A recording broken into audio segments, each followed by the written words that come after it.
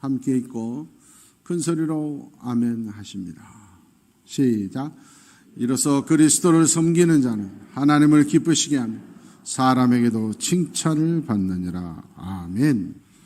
엊그제 2021년 첫 주 예배를 드린 것 같은데 벌써 마지막 주일 예배를 드립니다. 세월이 흐르는 물과 같다고 안 가는 것 같은데 어느새 뒤돌아보면 너무나 빨리 화살처럼 지나간 것 같습니다. 나이가 들어서 노년에 예수님을 영접하고 복음을 전하는 사람으로 하나님께 쓰임받고 있는 이열한 교수가 쓴 영성과 지성의 차이라는 글이 있습니다. 재미있는 것은 제비와 까치를 통해서 영성과 지성의 차이를 비교를 했습니다. 제비는 사람과 가장 가까운 처마 밑에 집을 짓습니다. 사람의 손길이 바로 닿을 수 있어서 위험할 것 같지만 오히려 그 처마 밑에 집을 지음으로써 안전을 확보하게 되는 것이죠. 제비가 처마 밑에 집을 지은 이유는 사람을 믿기 때문이라는 겁니다. 반면에 까치는 사람의 손길이 닿을 수 없는 높은 나무까지 집을 짓습니다. 안전할 거라고 생각하는 거죠. 그런데 사실은 오히려 독수리와 매의 먹이가 돼서 새끼를 잃어버린 경우가 허다하다 하는 겁니다. 영성과 지성의 차이를 제비와 까치로 비교하면서 하나님을 믿고 의지하고 맡기면 오히려 하나님의 손길이 지켜주는 자가 된다는 거죠. 인간의 생각과 계산대로 높은 곳에 집을 지어도 그것이 안전하지 않다. 지성은 영성의 지배를 받는다 그랬습니다. 우리가 세상을 살아가면서 그리스도인이라고 하는 우리, 예수 믿는다고 하는 우리가 하나님의 말씀대로 살아야 된다 하는 걸 모르는 사람은 아무도 없습니다. 그런데 눈앞의 현실이 하나님의 말씀보다 앞설 때가 참으로 많습니다. 하나님의 말씀은 신명기 20장 1절에 이렇게 말을 합니다. 전쟁을 할 때 적군의 병력, 무기 이런 거 바라보지 마라. 비교하지도 마라. 왜냐? 세계 최강 애굽 땅에서 너희를 구원해낸 하나님이 바로 나다. 내가 너희와 함께 하겠다. 내가 너희와 함께 하니까 적군의 무기나 병력 이런 거 보지도 말고 계산하지도 말고 따지지도 마라. 두려워 말고 나가서 싸워라. 다윗은 이 말씀을 믿었습니다. 이 말씀이 항상 앞장섰습니다. 그래서 골리앗 앞에 나가 싸울 수도 있었죠. 백전백승할 수 있는 비결이 말씀을 앞세웠습니다. 반면에 사무엘상 13장 5절 말씀에 보면 사울과 같은 안타까운 우리의 모습이 보입니다. 전쟁에 나가서 봤더니 하나님은 안 보입니다. 하나님의 말씀은 안 보입니다. 그리고 현재 눈앞에 보이는 조건만 보입니다. 병거가 3만이다. 마병이 6천이다. 숫자 세고 있는 거예요. 비교하고 계산하고 있는 거예요. 나의 지성이 활발하게 움직이고 있습니다. 결론은 어떻게 됩니까? 싸워서 못 이기겠다. 우리의 인생의 길에서 내 생각이 앞서면 결론은 항상 힘들다, 어렵다, 불가능하다밖에 안 나옵니다. 불평과 원망과 분노밖에 없습니다. 그리스도인의 삶은 사울처럼 이래서는 안 된다. 환경, 조건, 상황을 보지 말고 말씀을 봐야 된다. 오늘 성경은 그리스도인들은 어떤 일을 하든 어떤 사람을 만나든 어디를 가든 가장 먼저 대입해야 될 공식이 있는데 그것이 뭐냐? 이 일이 하나님을 기쁘시게 할 것인가? 하나님의 말씀에 순종하는 길인가? 이걸 먼저 생각하라는 겁니다. 멕시코 인디언 선교사님의 간증문을 읽었습니다.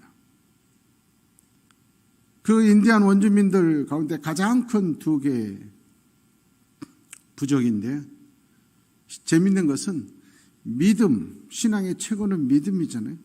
이 믿음과 순종을 가르쳐야 되는데 공교롭게도 이 부족은 믿음과 순종이라는 말이 단어가 똑같은 거예요.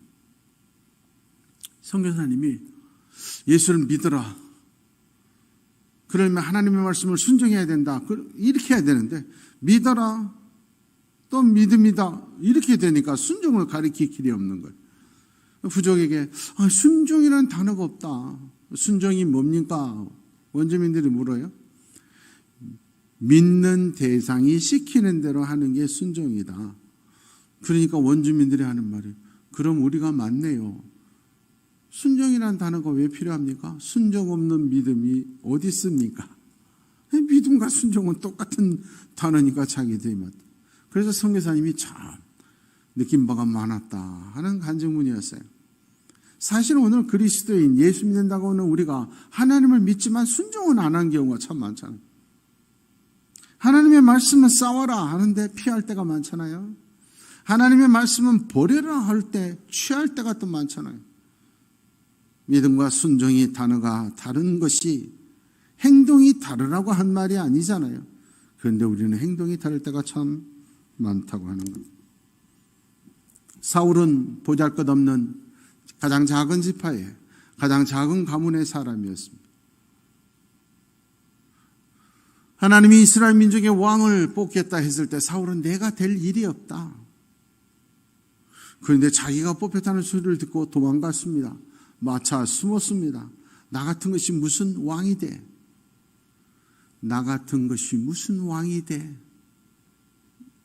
이러한 마음과 겸손이 왕을 하나님께서 세우신 이유입니다.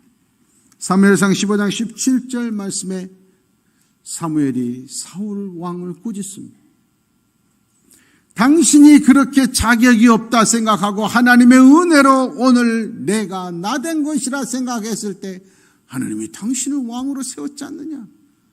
당신이 노력해서 된 것이 아니다. 당신의 능력으로 된 것이 아니다. 그런데 왕이 되고 나니까 왜 이렇게 교만해졌냐? 마치 오늘 우리의 모습과 똑같습니다. 무서운 말이 26절에 있습니다. 하나님이 왕을 버렸습니다. 이유는 간단합니다. 내가 지금 누리고 있는 왕의 자리, 가지고 있는 권력, 가지고 있는 물질이 하나님의 말씀을 버리게 했기 때문에, 하나님의 말씀을 버린 자는 하나님께 버림받는다는 사실을 사무엘은 사울에게 알려주고 있는 거예요. 사랑하는 여러분, 하나님을 기쁘시게 하고 하나님의 말씀에 순종하는 길을 찾는 자가 하나님이 주신 축복을 누릴 수 있는 가장 지혜로운 사람임을 믿습니다. 건강하다고, 물질이 있다고, 높은 지위에 올랐다고, 똑똑하다고, 나된 것은 나의 노력으로 된 것으로 착각할 때 하나님의 말씀이 우선 가지 않고 하나님을 기쁘시게 하는 것이 우선이 되지 않을 때 나는 버림받는다는 사실을 알아야 된다는 것. 두 번째, 그리스도인들은 하나님을 기쁘시게 하고 하나님의 말씀을 순종하는 자가 되어야 하지만, 두 번째는 오늘 성경은 말합니다. 사람에게도 칭찬받는 사람이 되라. 여러분, 나는 하나님만 기쁘시게 하면 돼 그러면서 다른 사람들 마음을 가슴 아프게 하는 사람들이 있습니다. 다른 사람들은 전혀 의식하지 않는 사람들이 있습니다. 가족에게, 직장 동료들에게, 이웃에게 인정받지 못한 사람들이 있습니다. 그런 사람들이 나는 하나님께 인정받았다고 믿을 수 없는 일입니다. 말은 쉽습니다. 목사님, 장로님들이 돼가지고 그럴 수 있습니까? 쉽습니다. 그런 말 하기는. 그러나 본인이 장로님 한번 돼보십시오. 여러분 주위를 둘러보세요. 이 똑똑한 분들이 3분의 2가 도장을 찍어주는 거 쉬운 거 아니에요. 본인은 장로도 못 돼요. 그러면서 비판만 하는.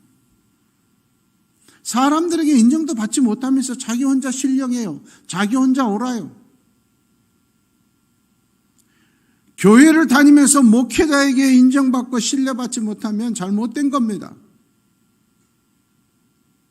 사람에게 내 가장 가까이 있는 자에게 인정받지 못하고 하나님께 인정받다고 큰 소리 치면 안 돼요. 제가 부흥회 가서도 간증하고 종종 말하니까 제 아내가 약간 섭섭해할 수도 있어요. 그런데 저는 세상에서 제일 고맙고 감사한 사람이 제 아내지만, 그러나 하나님께서 제일 가까이 감시자로 보내준 존재라고 생각하기 때문에 또 제일 부담스러운 것도 제 아내입니다. 그래서 새벽에도 여보 새벽 기도 갈 시간이에요 이럴 때 조금만 더 그런 적이 없습니다. 왜? 새벽 기도가 가기 힘들어하고 그러면서 제가 새벽 기도 가서 설교하면서 여러분 새벽을 깨우십시오. 이러면 제 아내가 웃을까 봐. 전화 잘 일어나지. 이럴까 봐.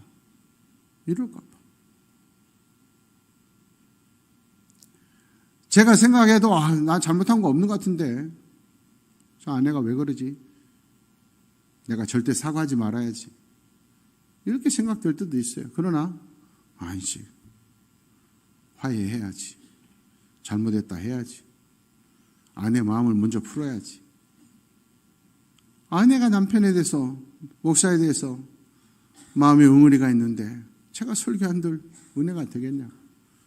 그게 가장, 그래서 항상 긴장의 끈을 사랑하는 사람이지만 앞에서 실망시키지 않으려고 노력합니다. 왜냐? 내 아내한테도 목사라서 인정받지 못하고 내 자식들에게 훌륭한 아버지를 인정받지 못하면서 성도들 앞에 여러분 그러십시오. 그럴 수 없잖아요. 여러분 중요한 거예요. 여러분의 가족이 여러분을 여천교회 집사로, 권사로, 장로로 인정해야 돼요. 여러분의 자녀들이 인정을 해야 돼요. 여러분의 직장 동료들이 여천교회 집사님은, 권사님은, 장로님은 다르다 그래야 돼요. 이번 주일날 회사 체육대회 있습니다 했을 때 저는 교회 가야 되니까 안 됩니다. 아 그래. 김 과장은 교회 가야 되니까 빼주겠어 이래야지. 교회 다녔어? 이러면 큰일이에요. 사람들에게도 칭찬받는 자가 되어야 된다.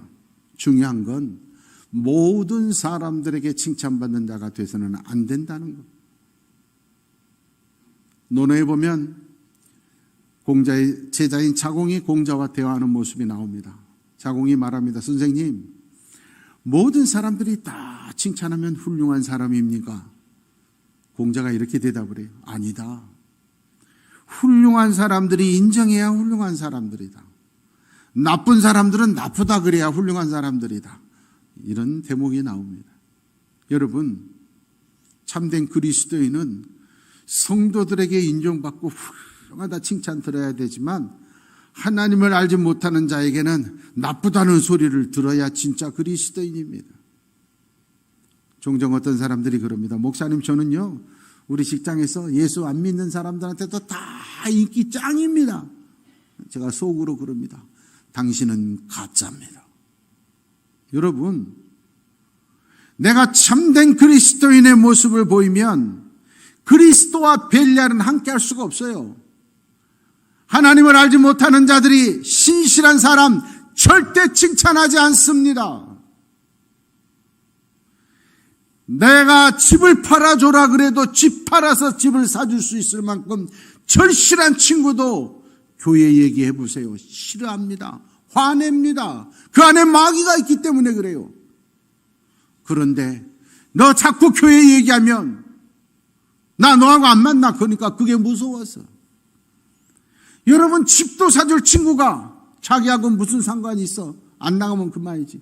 그런데도 교회 나가자는 한마디에 화를 내는 거 그 안에 있는 마귀가 역사하는 거예요. 내가 그리스도인의 모습으로 나타나지 않기 때문에 그들과도 인기 있게 칭찬받으며 사는 겁니다, 여러분.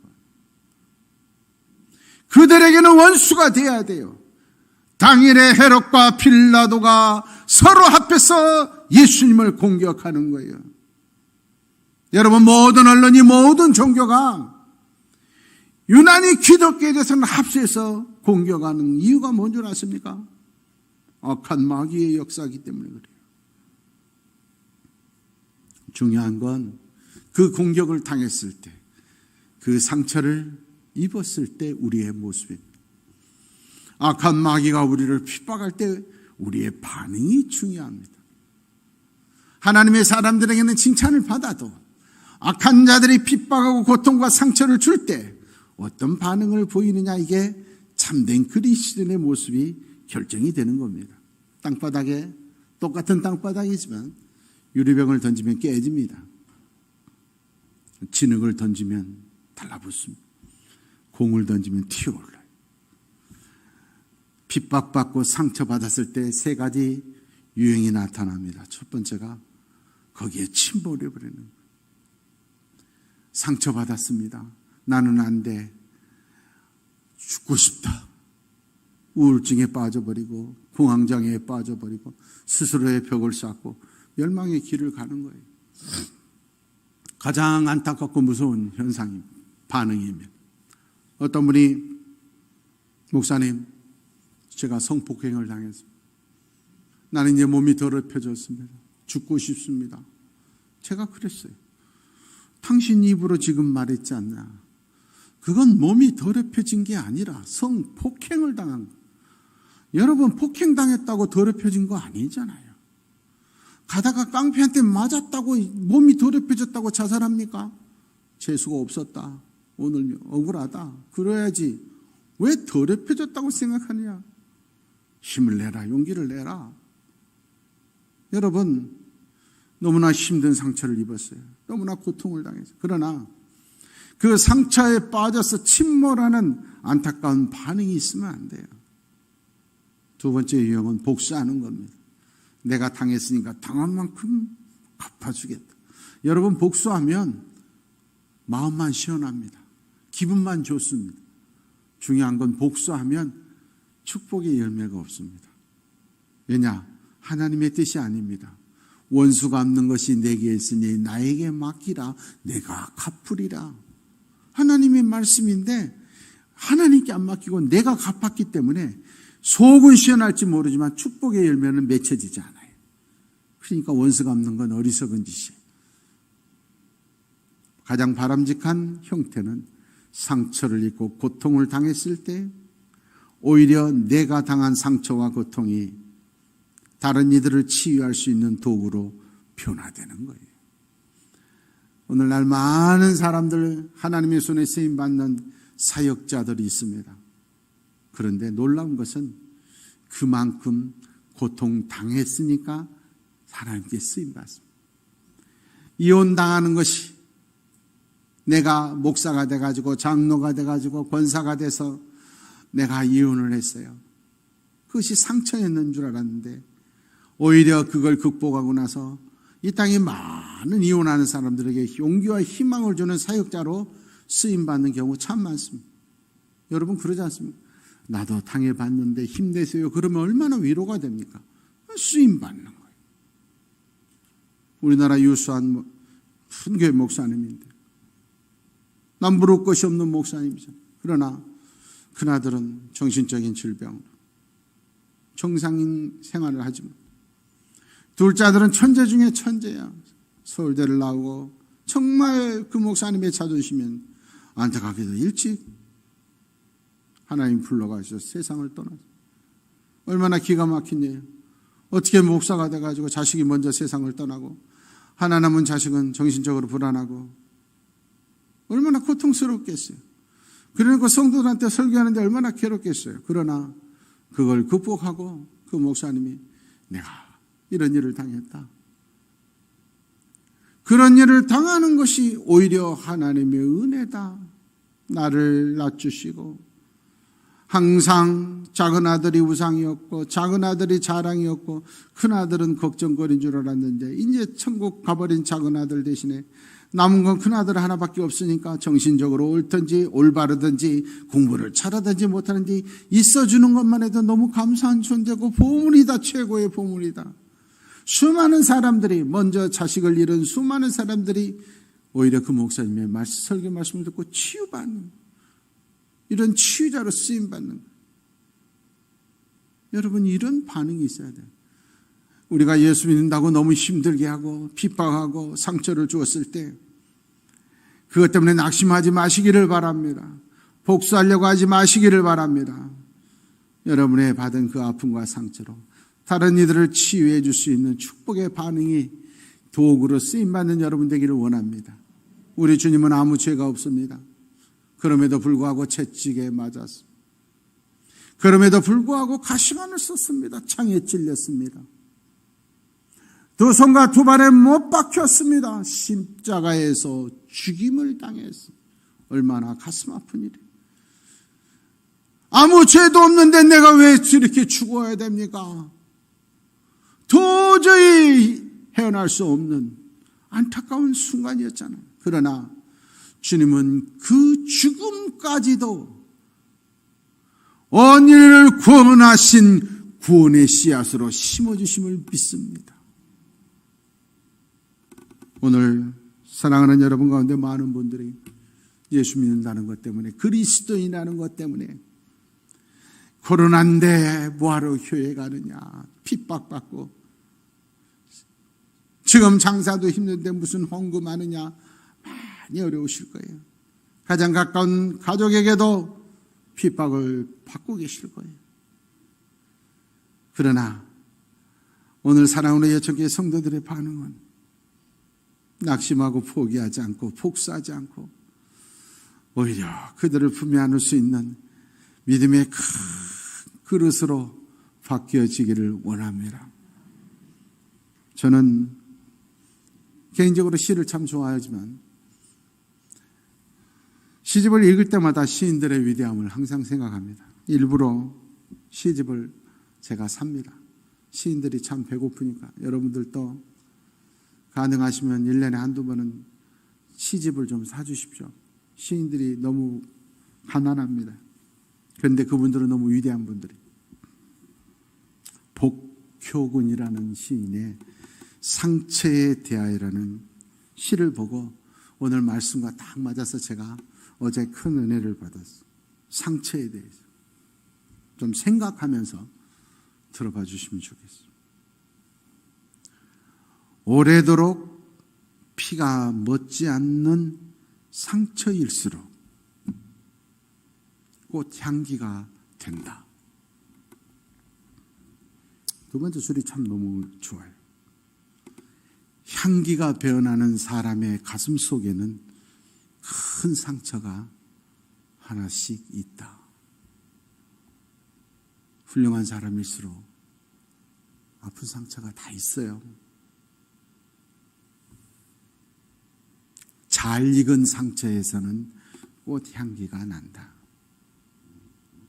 내가 당한 고통이 하나님의 말씀으로 잘 익어가서 승화되면 아름다운 꽃향기가 될 줄 믿습니다. 이사야 53장 5절 말씀입니다. 우리 주님 예수 그리스도께서 창에 찔리고 채찍에 맞고 고통당하셨습니다. 그러나 그분의 찔림과 상함과 징계가 우리에게 평화의 씨앗이 된 줄 믿습니다.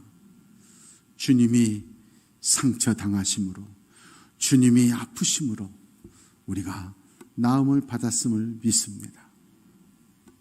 고린도후서 1장 4절 말씀입니다. 우리가 어떤 고난을 당하더라도 어떤 상처를 입더라도 주님은 우리를 버려두지 않습니다. 외면하지 않습니다.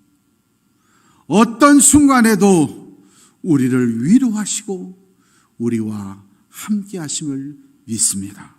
시편 119편 71절에 그러므로 믿음의 사람들은 당당하게 말할 수 있었습니다. 고난 당한 것이 내게 유익이라. 참된 그리스도인만 할 수 있는 고백입니다. 이 고백이 오늘 함께한 우리 여천교회 성도들의 고백이 되기를 축원합니다.